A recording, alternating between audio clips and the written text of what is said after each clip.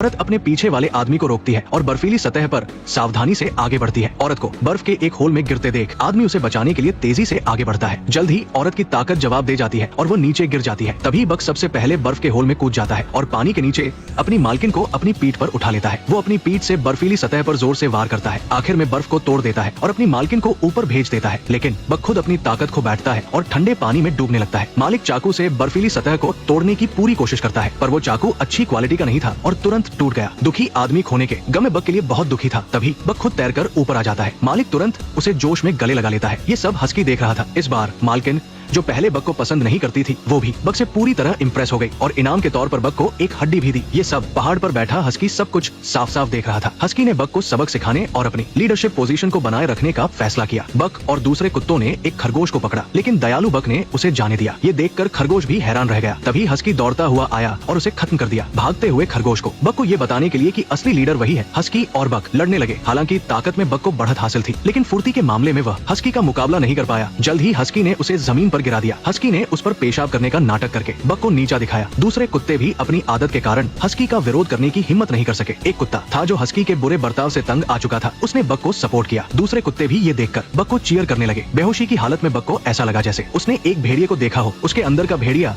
पूरी तरह जाग गया। हस्की भी बक के इस बदले रूप से एक पल के लिए डर गया, लेकिन लीडर होने के नाते हस्की को खुद को साबित करना था, इसलिए वो फिर भी बक की ओर दौड़ा। बक ने हस्की के हमले से बचते हुए उसकी गर्दन पकड़ ली। बक का मुकाबला न कर पाने वाले हस्की को हार माननी पड़ी। दूसरे कुत्ते नए लीडर के लिए खुशी मनाने लगे। एक हारे हुए टीम लीडर के तौर पर वो अब टीम में नहीं रह सकता था। हस्की की उदास पीठ को देखकर बक को भी थोड़ा बुरा लगा, लेकिन यही कुदरत का नियम है। वो केवल हस्की को चुपचाप जाते हुए देख सका। अगले दिन जब मालिक निकलने वाला था तो उसे लीडर हस्की नहीं दिखा। तभी बक सामने आकर खड़ा हो गया। इस समय बक टीम में सबसे आगे खड़ा था। मालिक को लगा कि बक का एक्सपीरियंस बहुत कम है और 5 साल के एक्सपीरियंस वाले शेफर्ड डॉग को आगे होना चाहिए, लेकिन बक जिद पर अड़ा रहा और वहाँ से नहीं हटा। ये देखकर मालिक और उसका साथी दोनों हैरान रह गए। बड़ी मुश्किल से दोनों ने मिलकर बक को पीछे धकेला, पर शेफर्ड डॉग ने आगे आने से मना कर दिया और उल्टा पेट के बल लेटकर अपनी वफादारी दिखाई। मजबूर होकर मालिक को बक को ही आगे बुलाना पड़ा। बक सीना तानकर आगे की ओर चला। इस समय बक एक विजयी राजा की तरह लग रहा था। दूसरे सभी कुत्ते उसे सम्मान से देख रहे थे। तभी बक के नेतृत्व वाली स्लेज टीम की स्पीड सामान्य से कई गुना तेज थी। मालिक पीछे से उत्साहित होकर चिल्ला भी रहा था। तभी अचानक एक हिमस्खलन हुआ। पहाड़ की चोटी से बर्फ को आधी दूरी तक आता देख मालिक ने तुरंत बक को दूसरी दिशा में मुड़ने का आदेश दिया, लेकिन बक ने हिमस्खलन की दिशा में एक गुफा देखी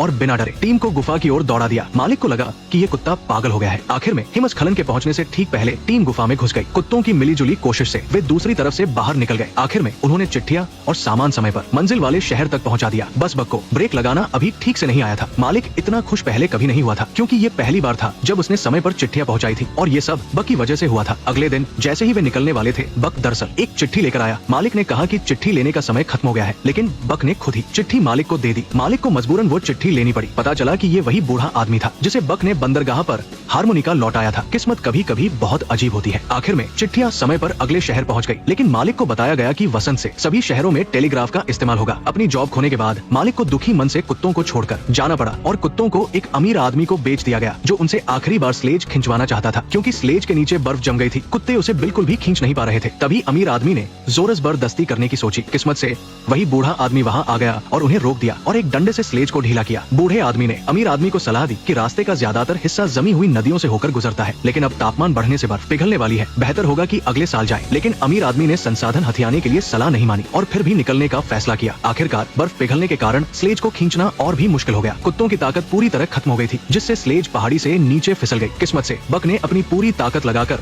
स्लेज को रोक लिया, पर अमीर आदमी ने फिर भी चाबुक का इस्तेमाल किया। बक जानता था कि अगर उसने विरोध किया तो उसके साथियों को मार पड़ेगी, इसलिए उसे चुपचाप सहना पड़ा। बक थककर सड़क किनारे बेहोश हो गया। उस बुरे अमीर आदमी ने अपनी साथी की बात नहीं मानी और बक को रास्ते से हटाने की सोची, लेकिन तभी वहाँ चिंता में आया बूढ़ा आदमी उसे रोक देता है। पास खड़ी साथी भी उसे बहुत समझाती है, जिसके बाद अमीर आदमी ने बूढ़े आदमी पर हाथ नहीं उठाया, लेकिन उसने बूढ़े आदमी की चेतावनी को फिर से नजरअंदाज कर दिया और दूसरे कुत्तों को लेकर अपनी मंजिल की ओर बढ़ गया। बूढ़ा आदमी जानता था कि वो उसकी बात नहीं मानेगा। मजबूर होकर वो बक को उठाकर वापस लौट गया।